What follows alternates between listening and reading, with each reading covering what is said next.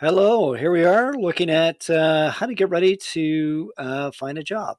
and We're going to look at some things like what are the personal skills that you possess and how to put together a resume and a cover letter. So, the activity that you're going to open up today is Unit 2 in search of income, Activity 2, get ready for work. So it starts off here taking a look at two part-time jobs and thinking about the type of skills that would be involved with either one of those types of jobs. And we'll just read through the questions and click on the answers here, and they give you some good feedback on on those ideas. And then as you move down, it talks about this idea of core employee skills.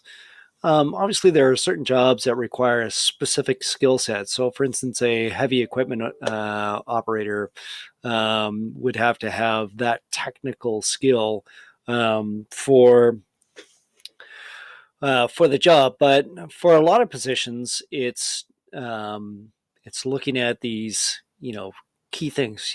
For instance, do you work well as a team? For instance, if you're working in a restaurant, you're working with the short order cooks, you're working with the wait staff, you're working with um, what do we call the lady who seats everybody as you come into the restaurant? Anyway, you're always working together in a team in that case. So if you're somebody who doesn't get along very well with other people, that's going to be a real challenge. So whereas, for instance, if you're working at a farmer's market or something along that line, numeracy would be an important thing because you're handling a lot of change. You probably don't have a till. So being good with numbers is something that would be key for that kind of job. Now it says watch this video. Hopefully I'm going to get this video fixed. I've called the help desk about this. When you click on it, at the moment it asks you for your credentials, which doesn't work. So hopefully we'll get that to work. Likewise, the government has changed these links here, so we're not going to look at this and we're not going to join the discussion because you can't look at that. So we're going to roll down here, and yeah, that link doesn't work either. So we're going to move down to this skills inventory reflection. So when it comes to your skills inventory, I know that they want you to click on this, but forget about that. Just simply do a Google search, job skills inventory. And this one right here I thought was quite good.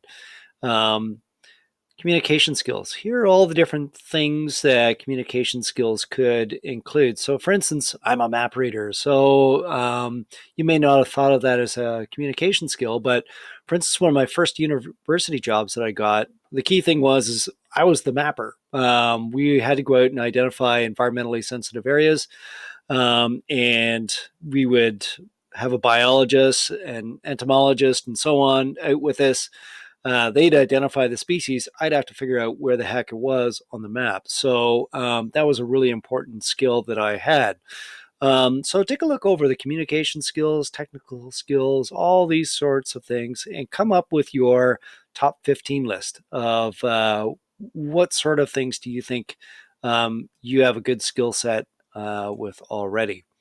And then submit your list here into the Dropbox. So that's pretty simple. It's just a list and a bit of a reflection. I think I'm good at the following, and so on.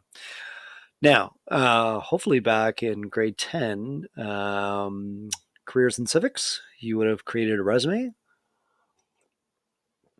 So we just want to make sure that you're still familiar with that. So what's involved with the resume? So um, this is sort of the meat and potatoes of what a resume has, but there's different styles. Now, I don't do the chronological. Whenever I apply for my positions, I don't do chronological. It doesn't make any sense. Instead, I like the functional, which is basically I'm highlighting this is the skill set that I have that I think is important for your job. So I really like it. But what may be best for you is this hybrid combination where you start off at the beginning of the resume talking about here's my skill set that I have, and then below that is your sort of here are the different things that I've done, like babysitting or part-time job here, there, or the other place. Excuse me. be concise. Don't go more than 2 pages. Nobody's going to read it. Um, and make sure you proofread it, because if you have some glaring spelling or grammatical errors, off it goes in the garbage. So lots more information on how to make a resume right down here. So take a look at that. And then a cover letter, they talk about, start off, hey, this is what I'm applying for, and the reason why you're applying for it. Then spend a paragraph or two highlighting those main skill sets that you think are most applicable to the job. And then your final paragraph, don't forget to request an interview. So they've got some examples here and some tips, and they've even got this little exercise to familiarize you with the format for an actual cover letter. So you're going to drop it into the right box here. It'll stay if it's correct, and it'll spit it back if it's incorrect.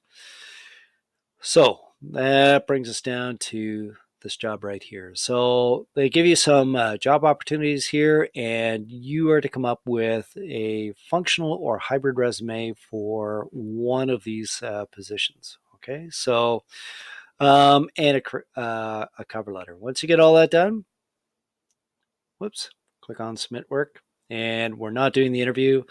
We don't have a lot of time, so we got to keep on moving. All right, so good luck with that. If you have any questions, send me an email.